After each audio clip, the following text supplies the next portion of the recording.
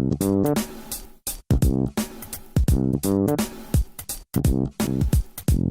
of all, I'd like to welcome you to this Marx walk. As you can see, it's quite a nice day. We've arranged the blue sky as well as the dry weather. And basically we're going to walk in Marx's footsteps. Because for many years, after he was exiled from Europe, in fact his final period where he wrote Capital and all the main writings was in London. Marx was born on the 5th of May 1818 in Thiers in Germany, and died in London on the 14th of March 1883. So perhaps if your maths are any good, you'll find out the next few weeks' time we'll have the 130th anniversary of the death of Marx. It was quite an appropriate time for us to carry out this walk and an explanation a bit about his life and his whereabouts, because we will go to a number of places where he lived, where he studied, where he wrote, and also where he had a drink or two. So you'll appreciate that. Marx himself clearly made a massive impact on history. We say he changed the course of history. In fact, he hasn't stopped changing the course of history, as we'll find out in the next period. But clearly Marx is more relevant now than at any other time. We have the worst crisis of capitalism since the 1930s, and many say even deeper than the 30s in relation to its scope. And therefore the ideas of Marxism, the ideas of Marx, who analysed capitalism in a very in-depth fashion, are more relevant. In fact, even some of the strategists of capital and even bourgeois newspapers have referred to Marx's role grudgingly. I think one was in October 1997. There was an article that appeared in the New Yorker by the economic correspondent of the New Yorker, who interviewed an investment banker from London who was working in New York. And the interview went, well, what do you think? And he said, well, the more I work in Wall Street, the more I come to the conclusion that Karl Marx was correct. I think that the readers of the New Yorker were a bit worried by this, but nevertheless it's a bit of an indication how things were moving. Even in 1999, the BBC had a poll.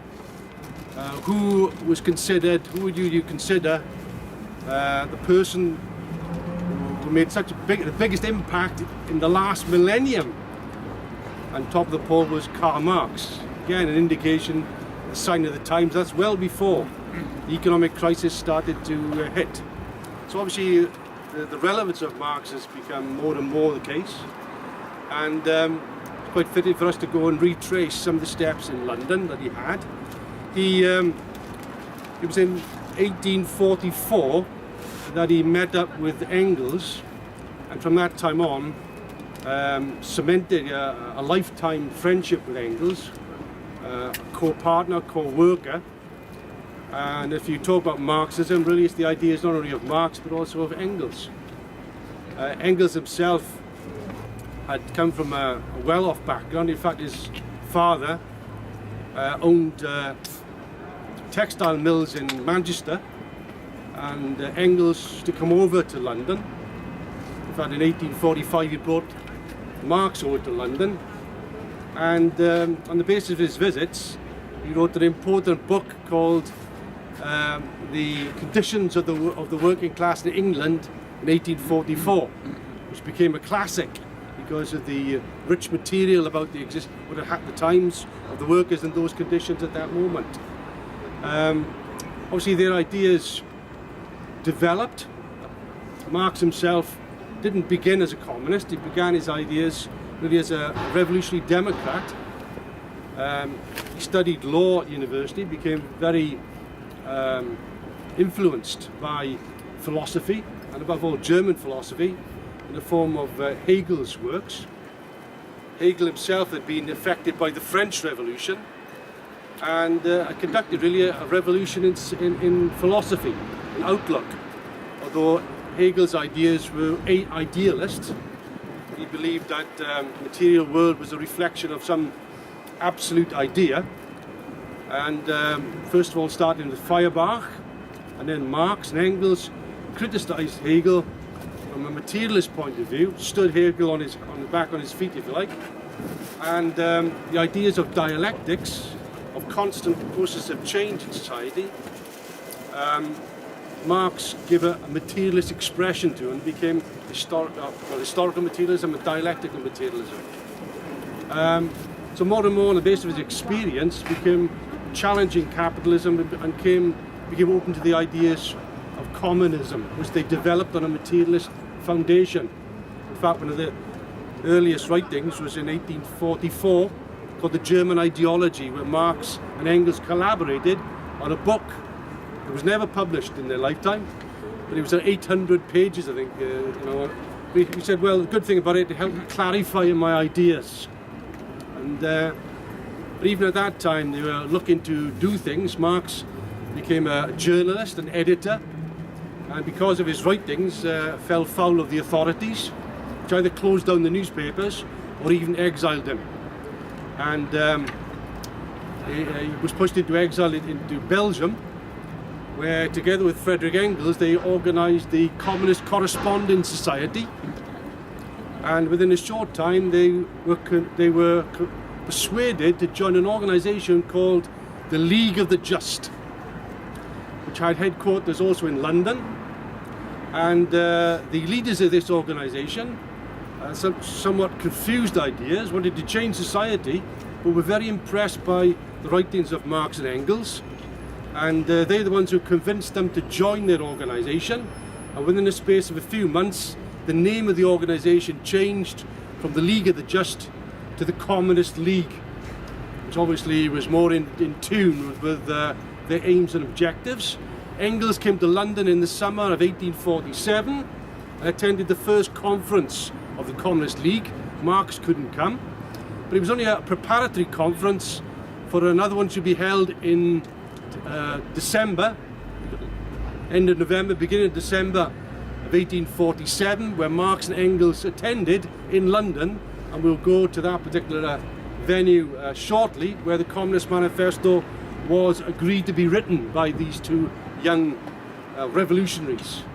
Of course, when the manifesto was published, a few months into 1848, revolution swept the whole of Europe, not necessarily because of the manifesto, but nevertheless, monarchies collapsed, revolutionary movements occurred, the working class, the embryonic working class moved into action, but the revolution in Europe was basically let down by the liberal Democrats who came to the head of the movement. And as a result of the defeat of the revolution and basically the fear of Marx's ideas and the response he was getting, he was pushed from country to country, from Germany, from Belgium to France, from France to London. And he arrived in London at the end of August 1849. And that was the beginning of his lifelong exile, which lasted until his death. He first of all went to Chelsea, which is a very bourgeois area at the present time. And he got a place in Anderson Street. His wife joined him quite soon afterwards. She was heavily pregnant, Jenny, and they had 3 children. And the 4th child was born in November 1849, on the 5th of November, Guy Fawkes night, and he was called, nicknamed by Marx then, Guido, after Guy Fawkes. They went to Chelsea, Anderson Street, and they lived there for a few months, really, 3, 4, 5 months, after which they were evicted for non-payment of rent. And you find this is a long-running saga of poverty, of squalor, of being evicted, of persecution in these early years of Marx's life in London. And from there we went to the place called the German Hotel, which we will see, and from there he went to Dean Street, again, which we will see. And the reason why I mention this is that Dean Street is only 10 minutes walk from the British Museum. And the British Museum was a very, very important place for Marx, particularly the reading room in the British Museum, because the enormous resources that were there, which he called upon in order to further write his books, articles and so on, develop his ideas. I will leave it at that point because our first port of call will be along the road there to the British Museum, which I'll give a bit more background detail of what happened there and what Marx wrote about and so on and so forth. So if you bear with us, we've got a 10-minute walk down to the British Museum.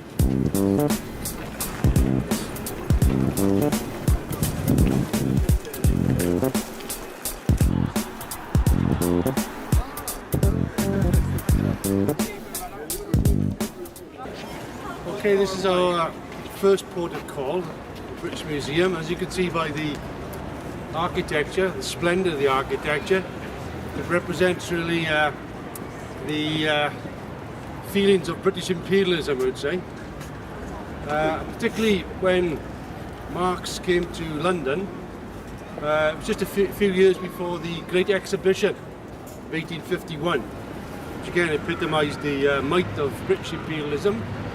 London itself was the metropolis of the empire. It was the biggest city in the world, 2.5 million population, and it attracted, in the case of Marx, other refugees also came to London in their droves, and it was a hive of activity, political activity.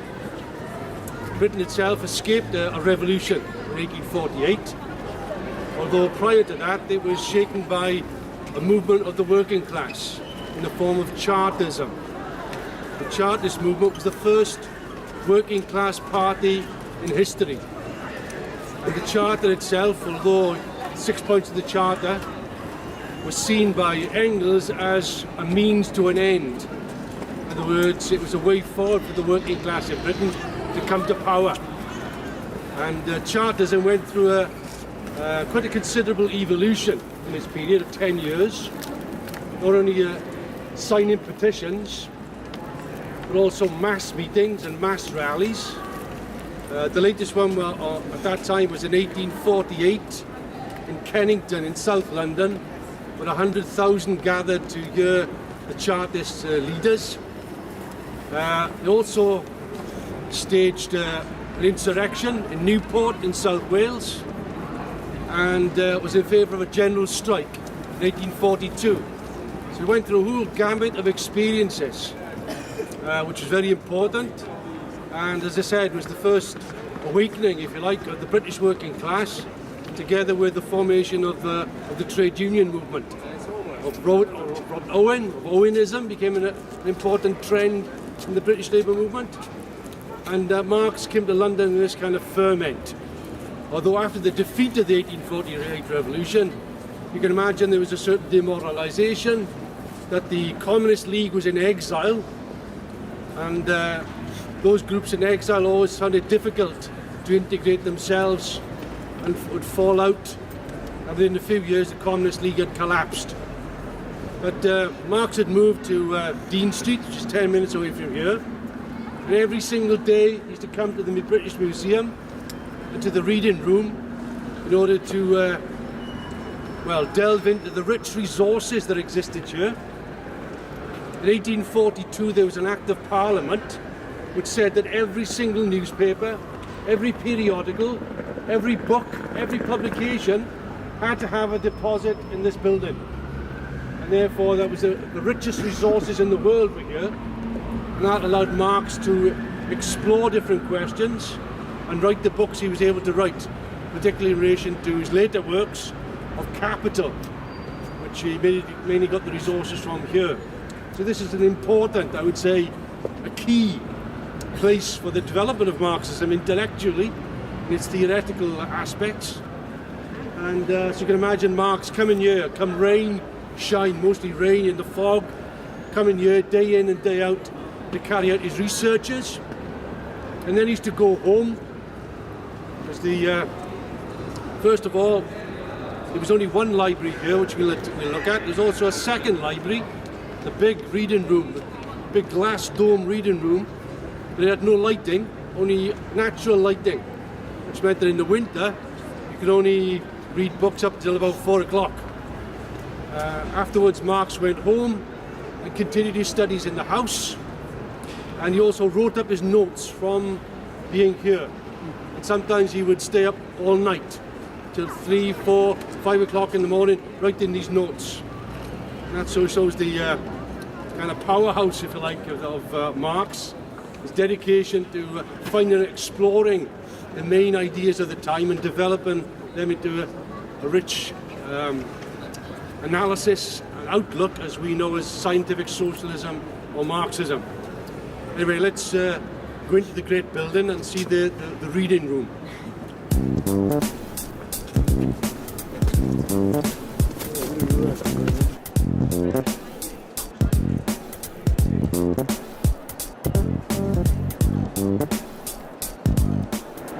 Unfortunately, they've now turned it into an exhibition area. Before you could actually see the library. The books itself have been removed, taken to the new British Library down the road. So inside, it's still there. Rows of chairs and tables, which were originally set out. You can also see Marx's chair and the desk he wrote at. I think the number is 07. For a better explanation. This is where he came, spent all his last years. This is where he writes the Grundrisse after the crisis of 1857. Gathers all the notes and he writes and writes. The Grundrisse is about 1,000 words, 1,000 pages rather, in size. That is the preliminary writings for Marx's Capital. There's a whole series of other writings he undertakes here in the early 60s, early 1860s, and finally in 1867 he managed to finish the first volume of Capital. It is then published.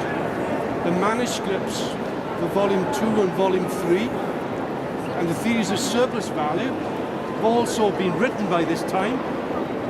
And again, it's this place where he manages to write all those works. So this is really a place where he analyses capitalism in its detail.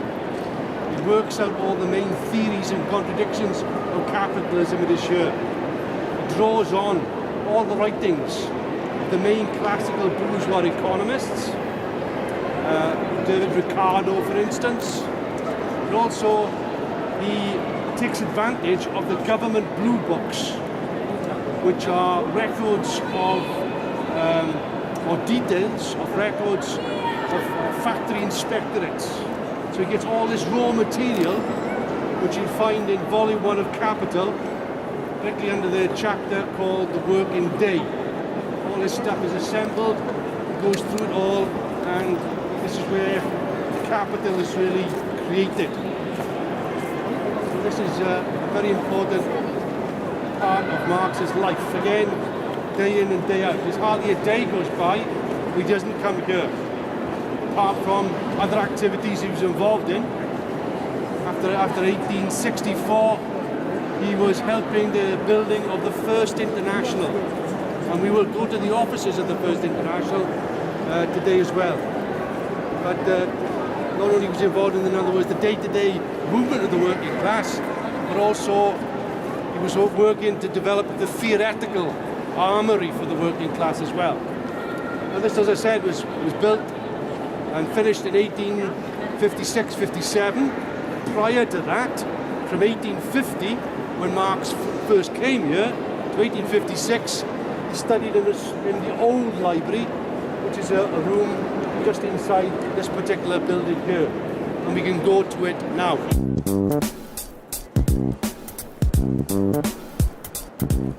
This is the original main building of the museum.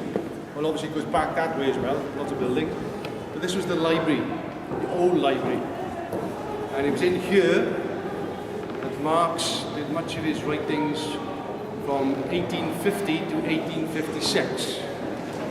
One of the first writings was his address of the Central Committee to the Communist League, which ends with the famous quote, we need a slogan, the slogan of permanent revolution.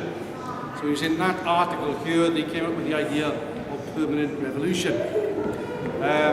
Other writings that he wrote here was the writing on the 18th Brumaire of Louis Bonaparte. Again, was written here, and a number of other articles as well, important articles, a number of them in this particular period. Clearly, again, this is where Marx was able to access the key writings of other theorists, other historians, other economists. And on that basis, this provided him with the ammunition, if you like, in order to prepare the movement, the Marxist movement for the coming period. This is the time, 1850, 1856, what I think, when Marx was most in poverty, most oppressed by life. He lived in Dean Street, which will go, which 3 of his children died because of poverty, because the conditions they lived under. So for basically 20 years, Engels worked in Manchester in order to get money, in order to keep Marx and his family in body and soul. And if it wasn't for Engels, then Marx certainly wouldn't have survived. That's quite clear. So it was a very important collaboration between both individuals. Okay, the next port of call, literally a port of call, is a White Hart Inn, which is a pub, which you'll be allowed to consume a little bit of alcohol in order to further you on the way. The step go a little bit quicker, hopefully. So anyway, that's only about 5 minutes away, so we'll go down here.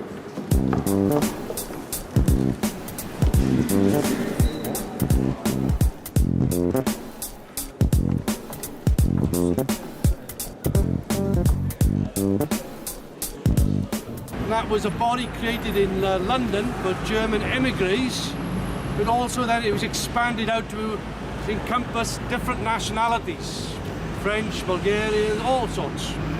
So it was for a cosmopolitan association, and that organisation became the legal cover for the activities of the Communist League. See, so they had to use this as a front, if you like, for their activities. Here's was one of the main headquarters. The other one was in Piccadilly, which we will see shortly.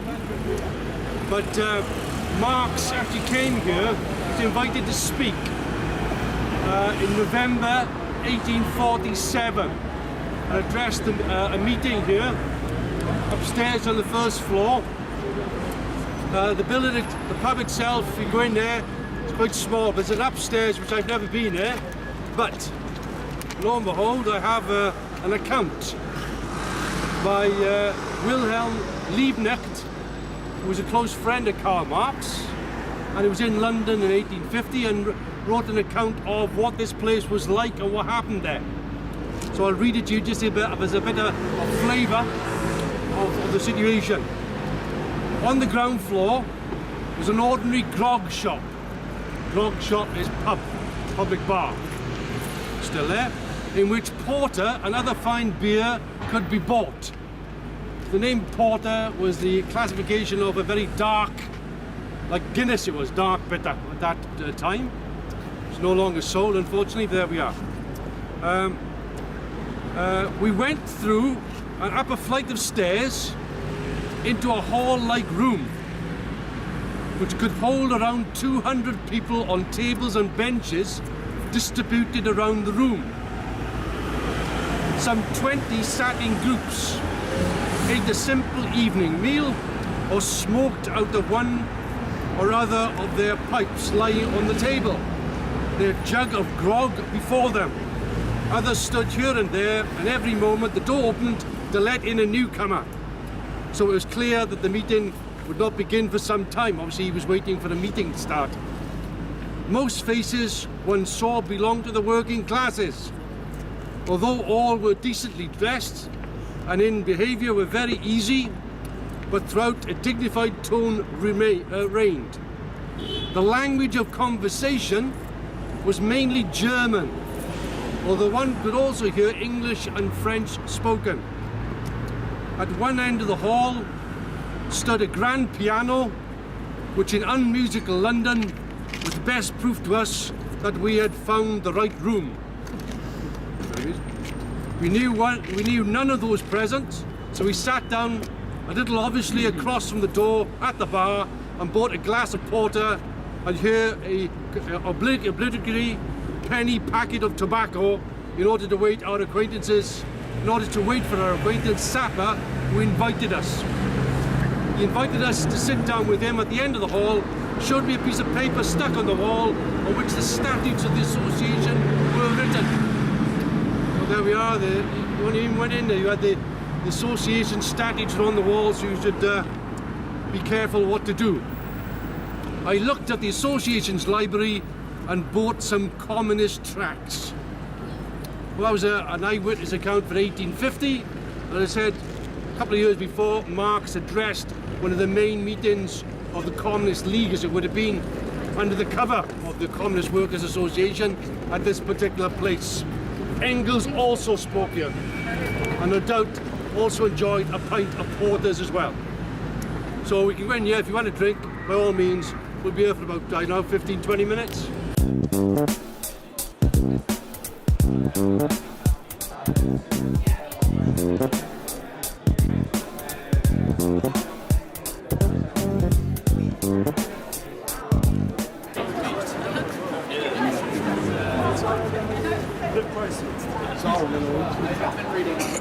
Right then, folks, well, you can see the reason why we come here. There's a plaque on the wall there, Karl Marx.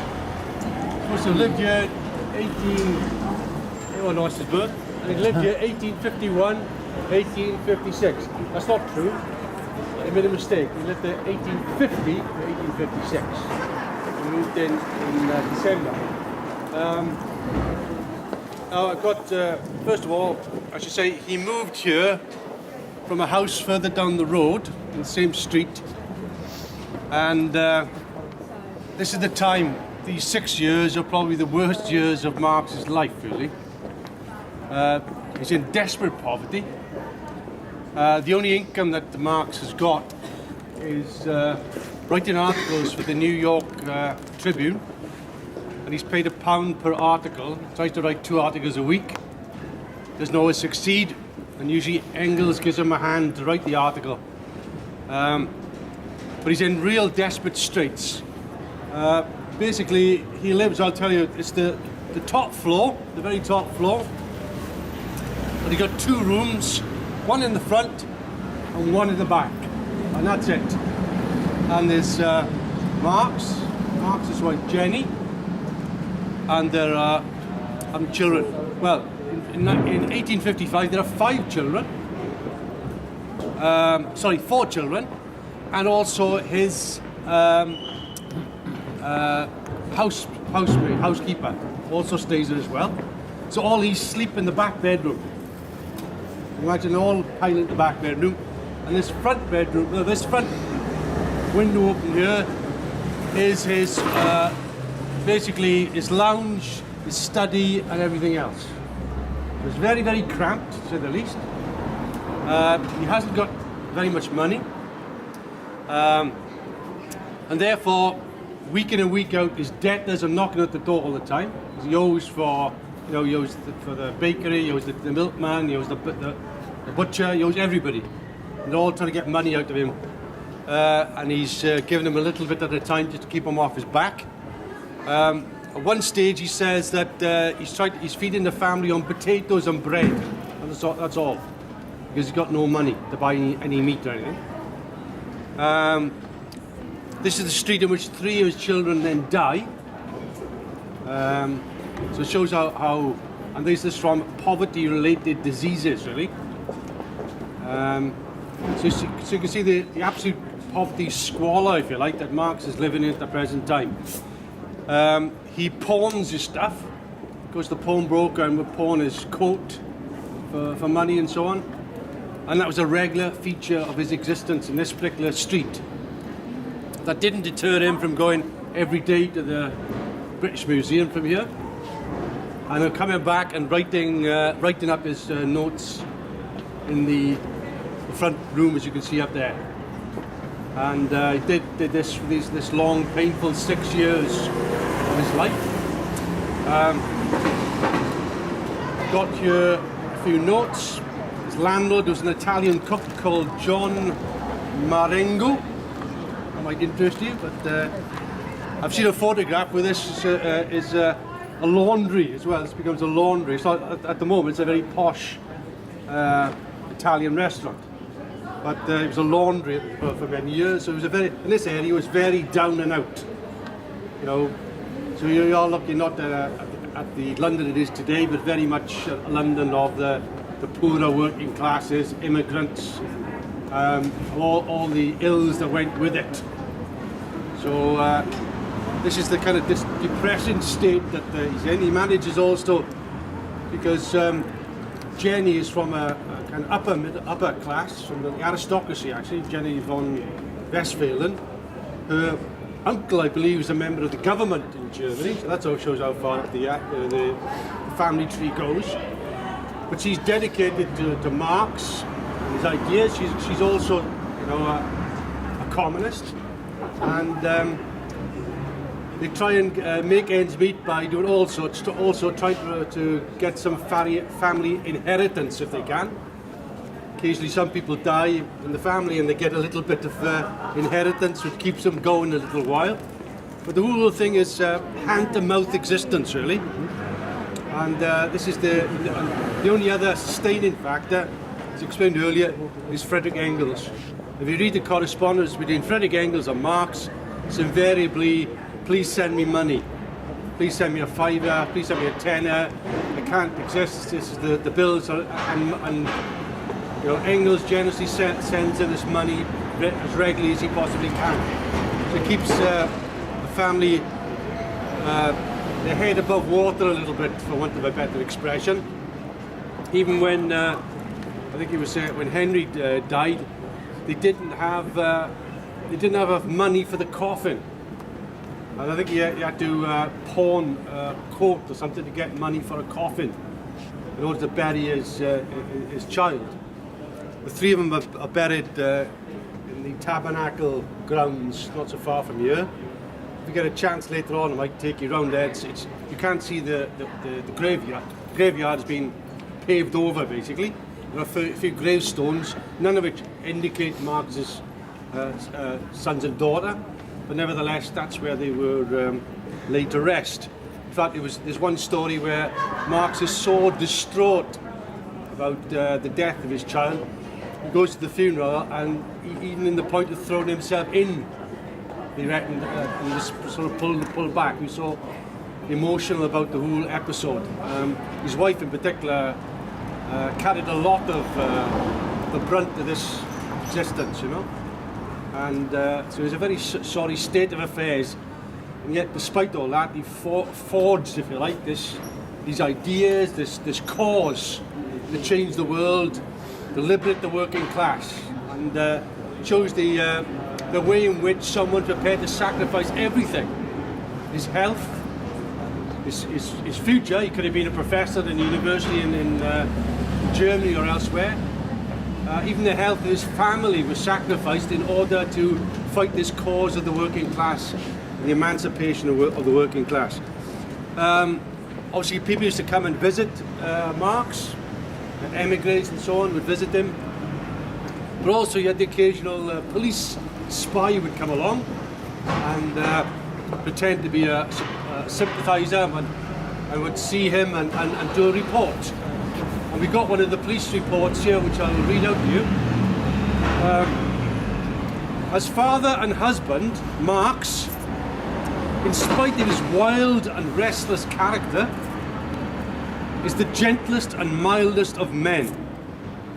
Marx lives in one of the worst, therefore one of the cheapest quarters of London. Sure. He occupies 2 rooms. The one looking out on the street is a parlour, and the bedroom is in the back. In the whole apartment, there's not one clean and solid piece of furniture. Marx's room is full of tobacco fumes that makes your eyes water when you go in. Like a fog, he says. Everything is dirty and covered with dust. Here is a chair with only 3 legs on it. Another, the children are playing at cooking. And he says, I haven't got it here, he says, you dare not go on that chair because it's full of all this children's cooking stuff, you'll ruin your pants. But they chose the squalor, if you like, that they were living in, the desperate circumstances. In fact, Marx was to say, I think a year later, in writing the Grundrisse notes, said, well, there's someone who writes a lot about money and doesn't have a penny. This is an irony of ironies. Write about capitalism and yet isn't it in the throes of poverty itself. Okay then, well, what we can do, we can cross over, and we'll go to Greek Street, which was the headquarters of the First International. Okay then.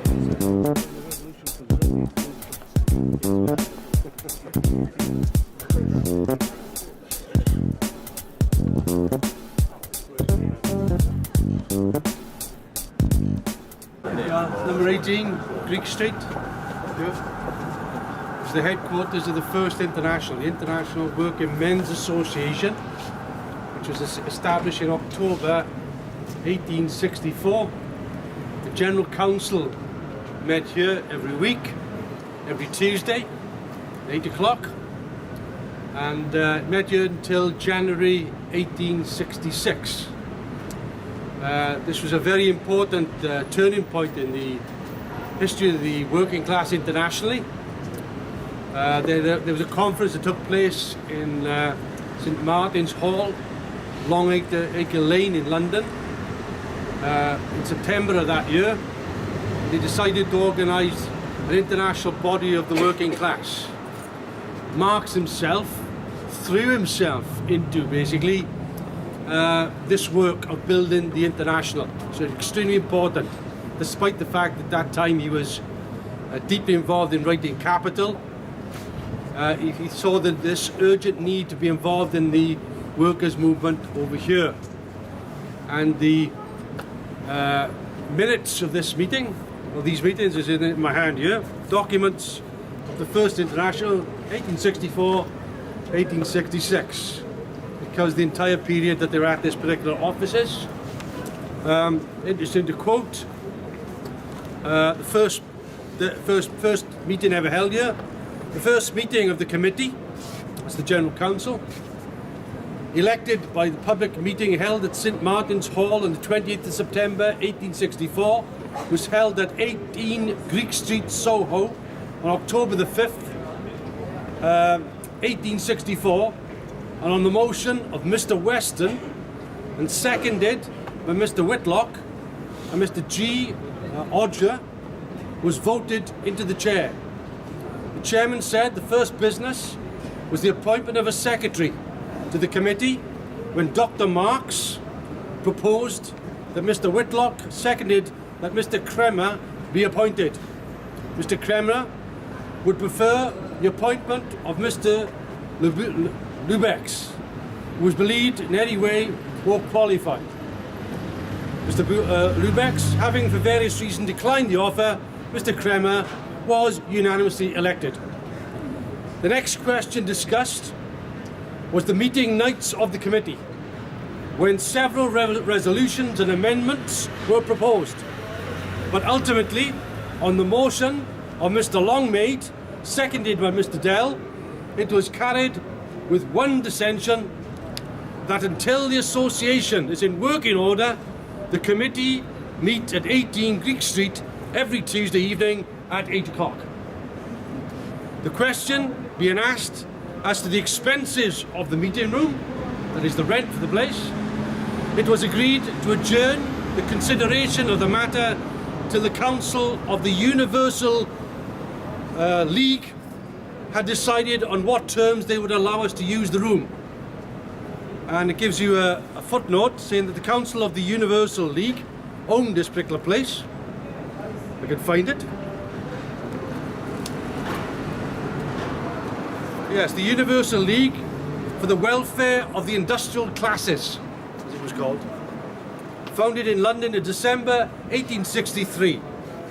This was their headquarters, and they're the ones who rented out the room to the International. It was very cheap rent, and they stayed here for about, as I said, 2 years. Karl Marx was elected as the corresponding secretary for the German organisation and was duly appointed to the General Council of the First International. This explains in these minutes that they decided they would draw up rules and they would draw up aims, if you like, of the International.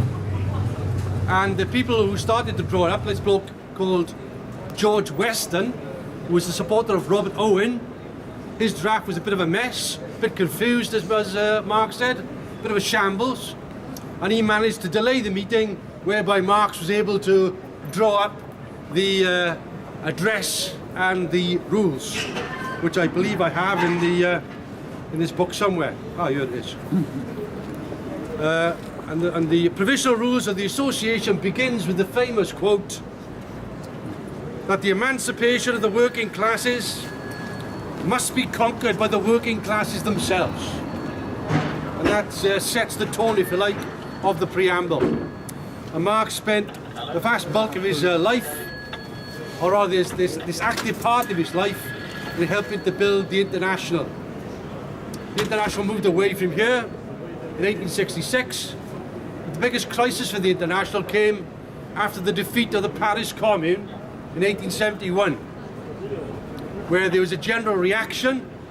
There was problem from the anarchists who were involved in the First International, and eventually, apart from where they were expelled, that the International was not just held together. All the people who had kind of come to it before, and in Britain, you had the British or English trade union leaders were part of the First International. They were, if you like, reformist leaders, but they saw the International as a means of preventing where strikes could be won by preventing blacklegging from people abroad.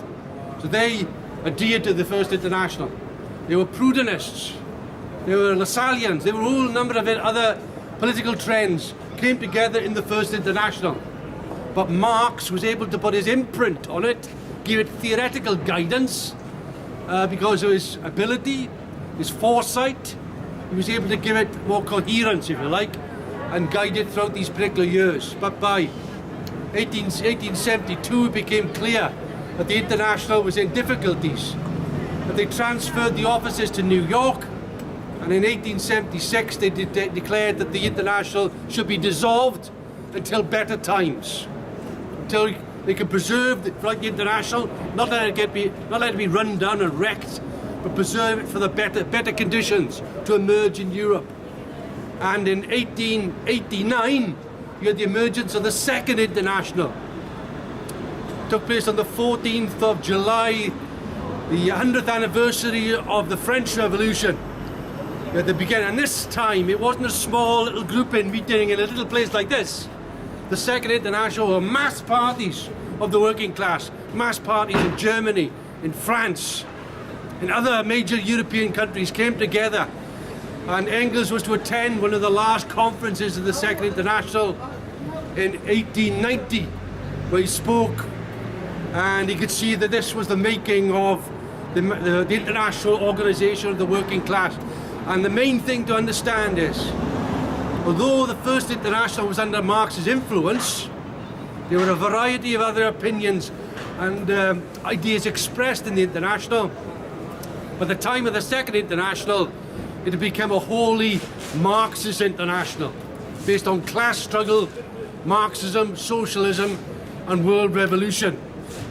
The story of the Second International is a different matter. We haven't got time to go into it now, but it degenerated, as perhaps you might know, led to the betrayal in 1914 and the emergence of the Third International built by Leonid Trotsky in 1919.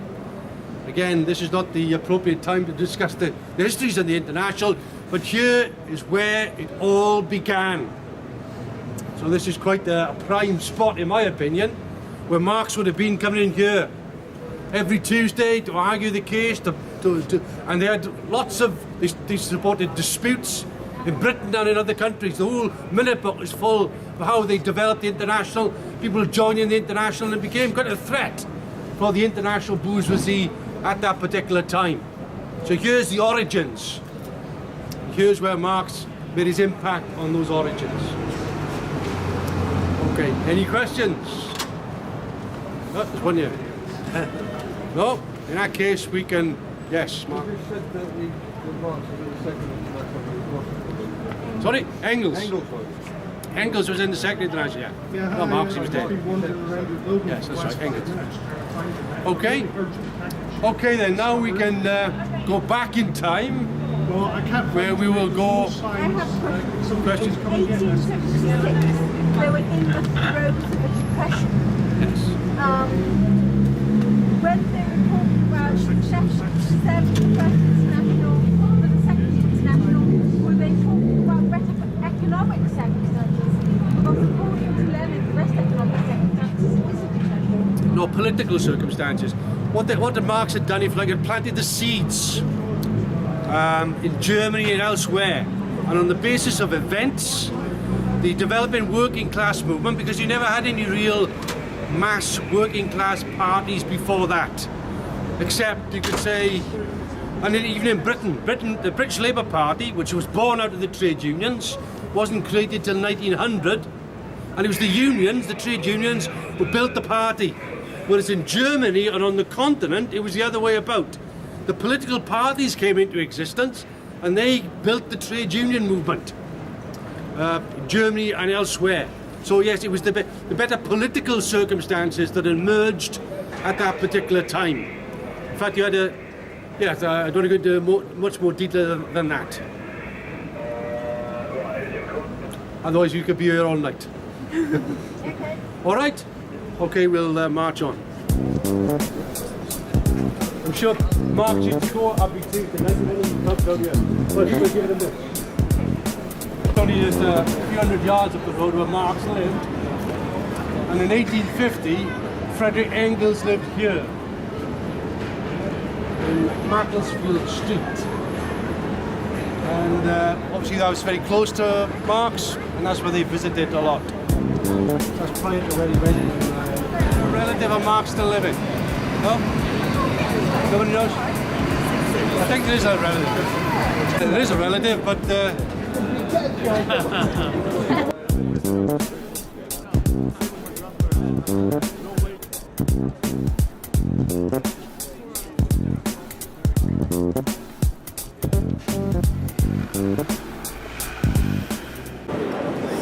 Alright, here's another place that Marx stayed with his family. It's in this building. And this was called, in 1850, it was called the German Hotel. And it was basically a hotel for transients, I think, is the way of putting it. Now, this is the second place that Marx stayed while in London. The first place he stayed was in Chelsea, in Anderson Street, but he was evicted from there. And if I have it here, it should do. There's an account by Jenny Marx of the eviction in Anderson Street. It goes as follows. There were 200 or 300 persons loitering around the door. The whole Chelsea mob.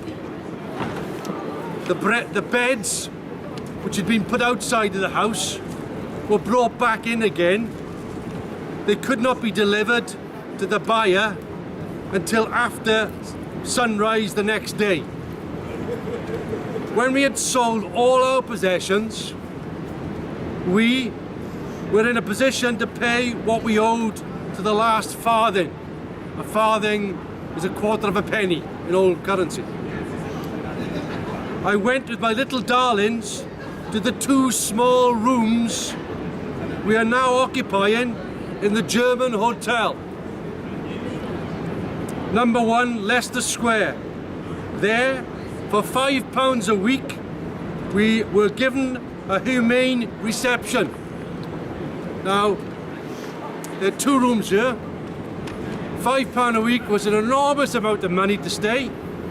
He managed to last out about 6 weeks, I think. Mainly because in Anderson Street, where they'd been evicted, the rent was £5 a month. So to find £5 a week was impossible. Why didn't he stay in Anderson Street then? They evicted him, he didn't pay the rent. Well, but he couldn't afford £5 No, he didn't afford it. He went to stay there. I'll pay you tomorrow. I'll pay you next week. I'll pay you the week after, I presume. In other words, credit. But of course, credit ran out. And Jenny says, not so long later, one morning, our host refused to serve us our breakfast, and we were forced to look for other lodgings. So that was that in the German hotel. And the other lodgings was in 64 Dean Street, just round the corner where we just came from. So we didn't spend a lot of time here. Obviously it's very much a high-class restaurant here. There was a front door here. They obviously put the windows in and they'd done it up. The whole shell is exactly the same. Obviously it catered for a lot of people. Obviously a lot of people who were transient populations coming in and going out. But nevertheless, this was the second place that Marx was able to get shelter, but just for a short period of time before it ended up in Dean Street. So this is another place where there's no plaque for Marx. Those are plaques for Johann Strauss. So, no doubt very good, but there we are. There should be a plaque there for Marx as well. So this is it, the German hotel, as it was. And as I said, the building is completely intact. There's no changes there on the outside, apart from they've put extra window in downstairs instead of the doorway. All right, now we'll go further back in time. A couple of months we'll go to Piccadilly, we'll go to the Red Lion pub as it was then, where Marx and Engels was asked to write the Communist Manifesto, which is about 5 minutes walk from here. And hopefully it's a bar. We'll see if it's open.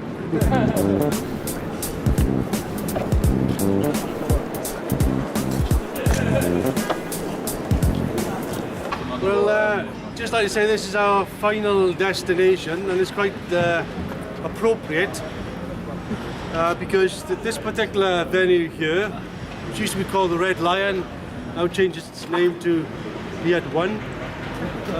Nevertheless, was the headquarters, another headquarters of the German Workers' Association, and on the first floor, on the 29th of November, to be precise, 1847, for 1 week until the 8th of December, it was the second conference of the Communist League, attended by Engels and by Marx. And after the week-long discussions about perspectives, developments, they were requested by the conference to draw up a manifesto that would encapsulate the perspectives they had discussed that particular week. And that manifesto became known as the Communist Manifesto, which was written by Marx and Engels when they went back to Belgium for a period of weeks afterwards. Although it's true to say that the leadership of the Communist League in London were a bit, how can I say, impatient, because Marx and Engels had agreed to produce this document within a specific period of time, and they failed to do it. So they were reprimanded by the leadership of the Communist League for this failure, this declaration of duty, and therefore they were spurred on to make sure that they completed the task by February 1848.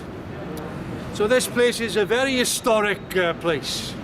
This is where the manifesto was born, which I don't know how many languages the manifesto has been translated into, but hundreds probably, I don't know, lots and lots of languages. In English, the manifesto was published first in 1850 by a Chartist newspaper called the Red Republican, although the translation was a little bit off, if you like, a bit obscure. And instead of the spectre is haunting Europe, I think they said hobgoblins were haunting Europe. But nevertheless, later on they got the translation right. In fact, just up the road there, not so far up the road there on the left-hand side, was the editorial offices of the Northern Star, which was the Chartist newspaper which Engels used to write for. So was edited mainly by George Harney, and that was the left wing of the Chartist movement. But going back to this particular venue, it was used also by the German Workers' Association to have practically daily meetings. It put on various events, not only political events, but on Mondays they would have the French Society would come, because this association was made up of different nationalities. And each of those nationalities were asked to put on different events. And they would have lectures about politics, lectures on economics, lectures on geography. They would have singing, they would have dancing, they would have cultural events, also put on by the German Workers' Association. Probably every single night of the week was taken up by such events. So it was a hive of enormous activity and a great cover for the work of the Communist League itself that was being undertaken at that time. So this is certainly a big landmark, I would say, a real big landmark for Marxism. It was the birth, if you like, of the Communist Manifesto, the birth of real Marxism as it became known, scientific socialism. So this is something we need to soak in, if you like, and to take note of this historic occasion that you are witnessing today, so long after the event. So this very place, this very spot, you know, was a landmark in changing the whole of history itself. As I said, it was a pub. It's now not a pub. Well, it is a bit of a pub, is it? Though it's a bar, cocktail bar. But if you like to participate for a drink, I know it's 5 o'clock, it's the end of the day, end of the day. I hope you've enjoyed it. And you've learned a little bit. And I've kept your interest for a while.